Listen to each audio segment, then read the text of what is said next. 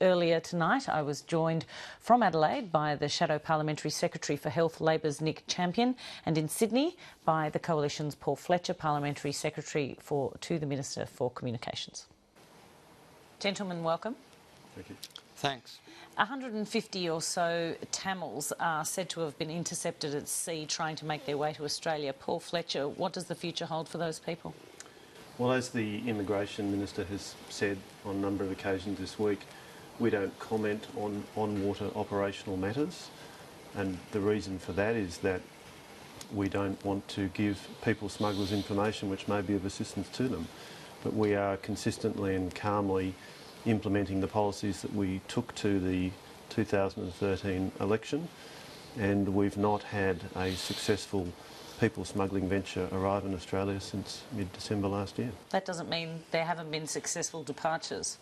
Well, we've not had a successful people smuggling venture arrive in Australia since December last year, and that's a contrast with what we saw under the previous government when there were some 50,000 people who arrived by boat without a visa, and of course, tragically, some 1,200 deaths at sea. And so what we are focused on is safety at sea and of course meeting our international obligations. Nick Champion, the government has stopped the boats. Don't they deserve credit for that?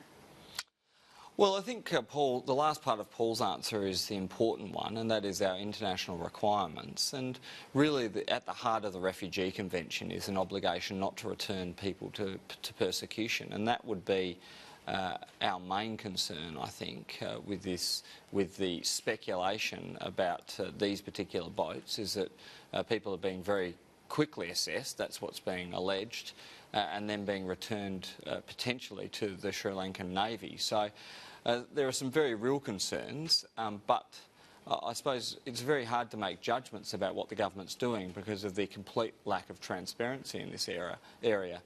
And that should be of a concern to every Australian because we do want to fulfil our obligations under the Refugee Convention, because that is an important set of principles that was handed down after the terrible experiences around the Jewish people in World War II. What of Paul Fletcher's comment about denying people smugglers that information that would potentially assist their operations? Well, I think you've got to balance these things, and we've got to balance, obviously, combating people smuggling ventures with, you know, the right of the Australian people to know what the government is doing in their name. And transparency is seen to be a good thing, generally, by politicians in relation to government. It helps the opposition, journalists and the people of Australia hold the government to account. And in this area, of all areas, a very contentious area, an area that excites the passions, we've got a government that is just, you know, snubbing its nose at, or thumbing its nose at democracy. So a basic principle of democracy. Paul Fletcher, why should Australians be denied any information at all about what steps the Navy is taking to stop the boats? Well, what you've seen from Immigration and Border Protection Minister Scott Morrison over the time that he's been in that job and doing a very successful and effective job, he's been regularly updating the Australian people and the media when there are things to say.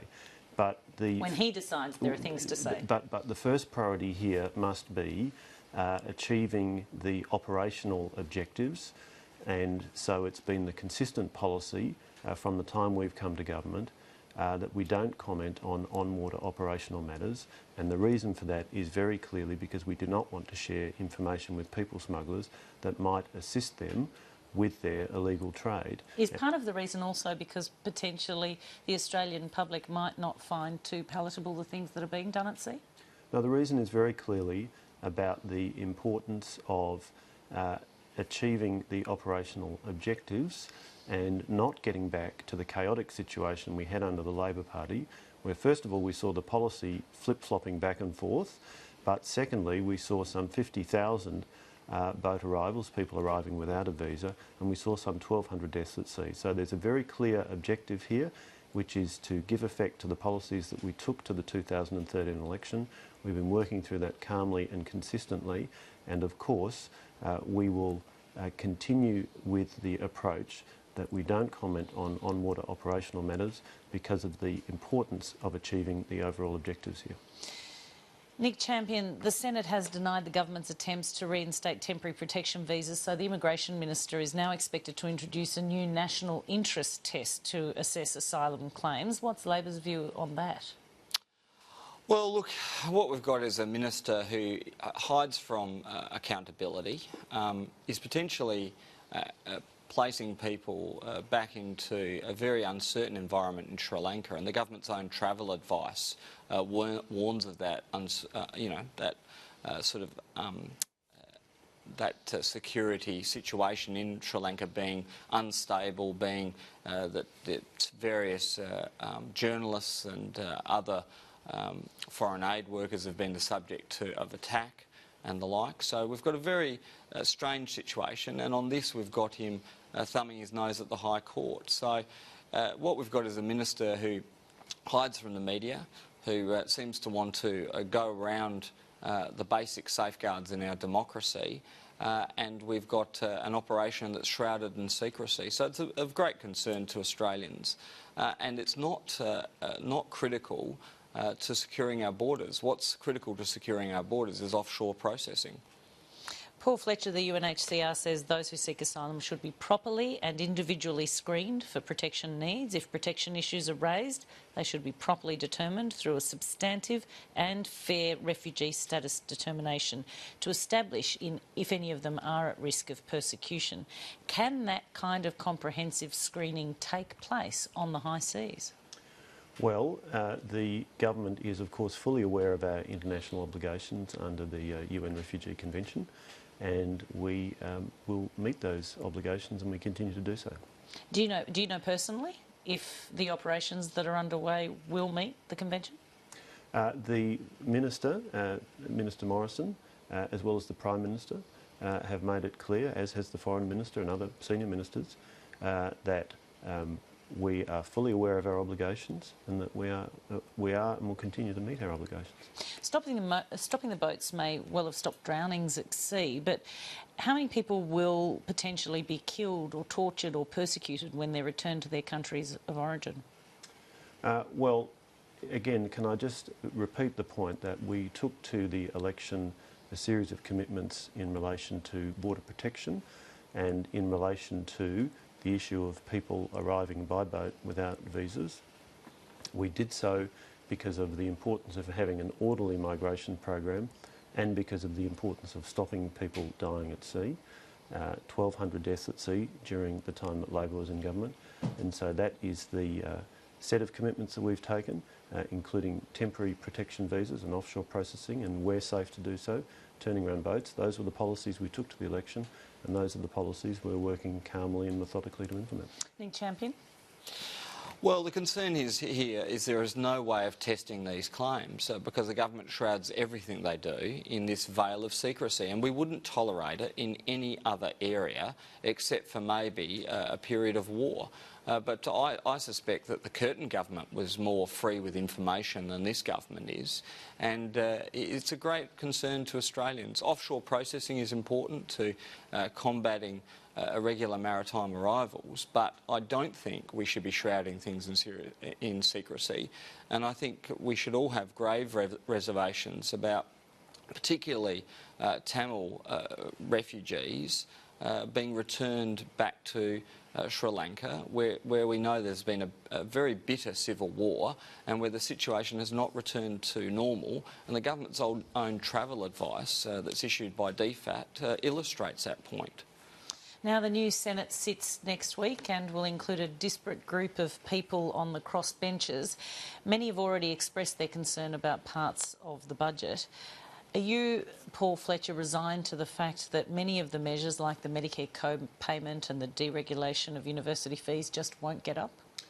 Well, look, as the Prime Minister has made clear, as the Treasurer has made clear, we intend to work with the Senate and particularly with the newly arrived senators to make the case for all of the measures that were contained in our budget. Making the case and having them agreed to are two very different things, though, aren't they? Well, but what we'll be doing is working with all of the senators who want to talk to us to explain to them the reasons why we've got these measures. Australia and is there wriggle room Australia to has negotiate? been in an unsustainable position, and you've got the Labor government. You don't have to make the case to me. You have to make the case to them. And what I'm asking you is, and I'm sure they're very well aware of your position, what I'm asking you is there wriggle room to negotiate and make changes so they do eventually pass? We will negotiate and engage with all of the senators, all of the democratically elected senators. Every one of them has a vote of equal value. When the Labor Party has gone back on $5 billion worth of measures that it included in its 2013-14 budget and is now saying we will not pass the legislation even though we assumed those savings in our budget. When the Greens are refusing to support a measure to return indexation of fuel excise when that has always been their policy, that extraordinary opportunism and irresponsibility that we're facing, we will deal with all of the senators in the Senate. We'll do so in a courteous fashion, and we will engage with them in a way to make the case for the changes in for the budget measures, because they're so important to get Australia off an unsustainable spending path and get the budget back under control. Nick Champion, the Treasury Secretary Martin Parkinson and Glenn Stevens, the Governor of the Reserve Bank, have both publicly supported the budget and they've said it's broadly sensible. Is Labor honestly concerned about issues of fairness, or is the opposition to the budget really just about political point scoring? Well, Emma, this is a very brutal budget, and it's a budget without a mandate, without an electoral mandate. It's basically But two of the country's top public servants in the Treasury and Reserve Bank entirely disagree with you. Well, both of those individuals are not elected. They're appointed. With all due respect to them, they're not politicians. And what they both served under Labor as well. Are you saying they're partisan? Well, I'm not saying they're partisan, but what I'm saying is this is a budget that has to be decided upon on the Senate, and it has to be decided upon on whether it's fair. And there's very few Australians who would assert that the $7 co-payment, which is $7 every time you see a doctor, every time you get a blood test, every time you've got multiple trips to the doctors, you'll pay 7 plus 7 plus 7. There are very few Australians who think that's anything but an assault on Medicare, on universal health care, on one of the things that has made this country a fair and equitable place that fits in with our national character of having a fair go, and this government wants to shred it. Wants to shred it without an electoral mandate. So there's that, there's the assault on families, there's the cuts in various areas to health and education, $80 billion worth of cuts, all without an electoral mandate, and this government expects the Senate to sort of, just vote it through. Well, I think they're in for a rude shock. The people of Australia look very dimly on this budget. The fact that it's still being discussed around barbecues and kitchen tables all over this country is very bad news for the government, and I doubt very much whether the Senate will get on board with such a disastrous budget. The barbecues and kitchen tables, you're around, Paul Fletcher, what are they saying there? I think the people I talk to recognise that Labor left Australia in an unsustainable financial position with deficit after deficit after deficit, including a $50 billion deficit in 2013-14. Is that what the people in your electorate are focused on in this budget? People I talk to are certainly very concerned about the financial sustainability of the Australian government and how do we continue to afford things like Medicare. Now, Medicare is not under threat, but what is important is that it be sustainable. So that's why we've proposed the particular co-payment measure. And yet the co-payment money is going into a medical research fund. If it was about sustaining the healthcare budget, wouldn't it be going into consolidated revenues? And that research fund will build up over time to a peak to reach $20 billion. It will roughly double the amount of money going into medical research in Australia every year. Australia has a good track record in medical research. We've got 5 Nobel laureates over time. And we also have a good track record of commercialising medical research with companies like Cochlear and ResMed and so on. So this is a terrific initiative which is about increasing our research capacity, but also our capacity to commercialise what we develop in this country. And if there's nothing more important than being and continuing to be a knowledge economy as well as all of our other strengths, and this is a terrific measure to address those issues. We're almost out of time. One more issue that has dominated the news this week, and that is the Commonwealth Bank chief's apology to customers who lost millions of dollars after being given bad advice from the CBA's financial planners. Do the measures Ian Nurra have outlined obviate the need for a Royal Commission, Nick Champion? Well, look, I think the government's shown a propensity to have royal commissions, and they should give this area proper consideration. We've had a very important Senate report led by Senator Williams, a National Party senator, calling for this measure. And I think the level of concern in the public about, in this case, losses in these various financial scandals does merit consideration of a royal commission.